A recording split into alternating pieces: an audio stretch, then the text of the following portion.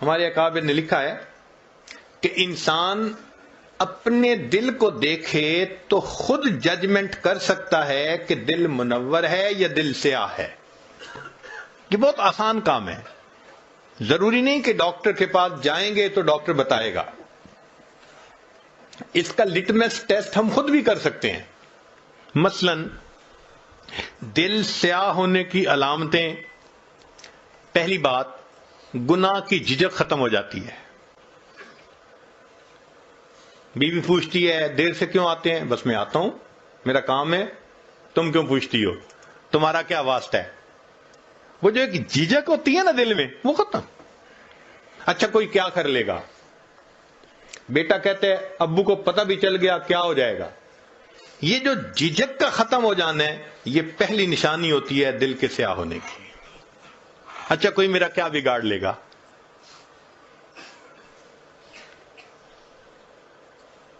پہلے سکرین پہ کوئی ایسی شکل دیکھنے کے ڈرتا تھا، اور اب فیس بک کے اوپر تعلقات بنائے ہوئے ہیں اور ڈر بھی نہیں ہے کسی کا، اکاؤنٹ بھی کھولا ہوا ہے.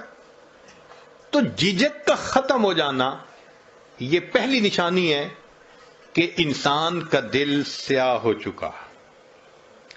دوسری بات، نیکی کا بوجھل محسوس ہونا.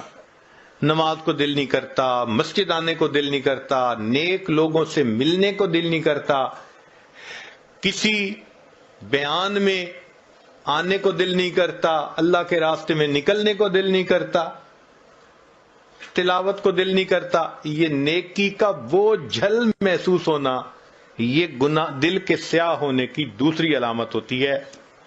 اور تیسری بات کہ اگر کوئی سمجھائے تو سمجھانے والا بڑا برا لگتا ہے. میں اسے سمجھوں ہوں دشمن جو مجھے سمجھائے ہے. کہتے مجھے سمجھاتے کیوں ہیں؟ ماں باپ کیوں سمجھاتے ہیں؟ خاوند کہتے ہیں بیوی کیوں مجھے ہر وقت یہ باتیں کرتی رہتی ہے؟ بیوی کہتی ہے خاوند مجھے کیوں سمجھاتا ہے؟ بھئی جو سمجھا رہا ہے وہ تو خیر خواہ ہے، مگر دل جب سیاہ ہوتا ہے تو خیر خواہ بدخواہ نظر آ رہا ہوتا ہے. تو یہ تین علامات ہیں دل کے سیاہ ہونے کی، اور تین ہی علامات ہیں دل کے منور ہونے کی. پہلی علامت چہرے پہ نور ہونا. جو نیکی کرے گا اللہ تعالیٰ اس کی نیکی کا نور اس کے چہرے پہ سجا دیں گے. چہرے کو دیکھ کے سکون ہوتا ہے، چہرے کو دیکھ کے اللہ یاد آتا ہے. یہ اللہ والوں کے چہرے اس بات کی علامت ہوتے ہیں. فرمایا میرے بندے جتنا چاہے چھپ کر میری عبادت کر، میں تیری عبادت کے نور کو تیرے چہرے پہ سجا دوں گا. یہ اللہ نے میک اپ کر دیا ہوتا ہے ان کا.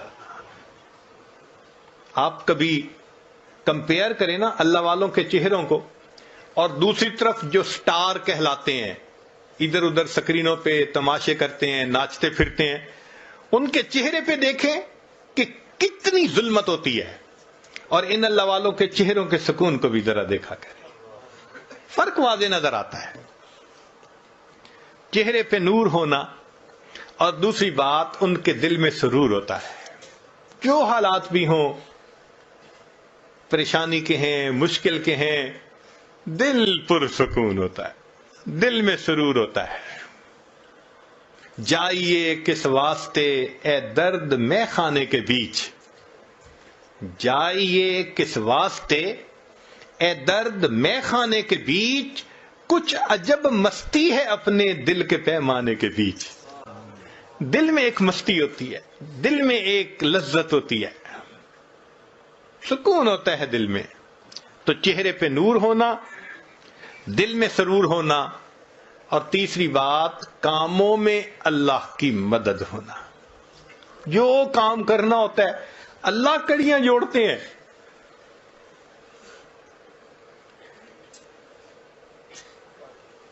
خود بخود قدرت کی طرف سے سبب بنتے چلے جاتے ہیں.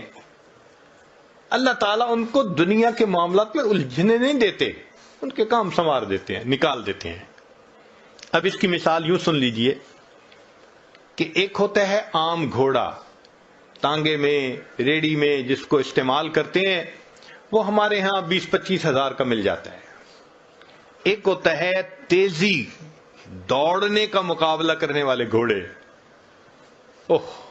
کروڑوں میں، 2 کروڑ اور 4 کروڑ اور 12 کروڑ ان کی قیمتیں ہوتی ہیں.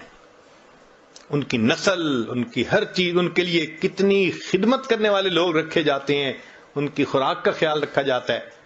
اب اگر کوئی ریکارڈ بنانے والا گھوڑا ہو تیز رفتاری کا، اور اس کے مالک سے کوئی آ کے کہے ذرا اپنا گھوڑا دے دو، میں نے یہ اپنے تانگے کے اندر اس کو استعمال کرنا ہے، وہ کہے گا میرا تیزی کا مقابلہ جیتنے والا گھوڑا، ریکارڈ قائم کرنے والا گھوڑا تانگے میں کبھی نہیں میں دے سکتا. جس طرح اللہ تعالیٰ تیزی کا مقابلہ جیتنے والے گھوڑے کو دنیا کا مالک گدے گاڑی میں باندھنا پسند نہیں کرتا، اللہ تعالیٰ بھی دین کا کام کرنے والے اپنے بندوں کو دنیا کی گدے گاڑی میں باندھنا پسند ہی نہیں فرماتا. پھر کوئی دنیا کے معاملات ہوتے ہیں، اللہ سمیٹ دیتے ہیں، اللہ سمیٹ دیتے ہیں. یہ تو میرا بھاگنے والا گھوڑا ہے، یہ تو میرا دین کا کام کرنے والا، یہ تو نیکی عبادت کرنے والا میرا بندہ ہے، کیوں اس کو میں دنیا کے معاملات میں الجھاؤں. تو اللہ تعالیٰ اس کو محفوظ فرما لیتے ہیں. تو اس لیے ہمیں چاہیے کہ ہم گناہوں کو چھوڑ کر نیکوکاری کی زندگی کو اپنائیں.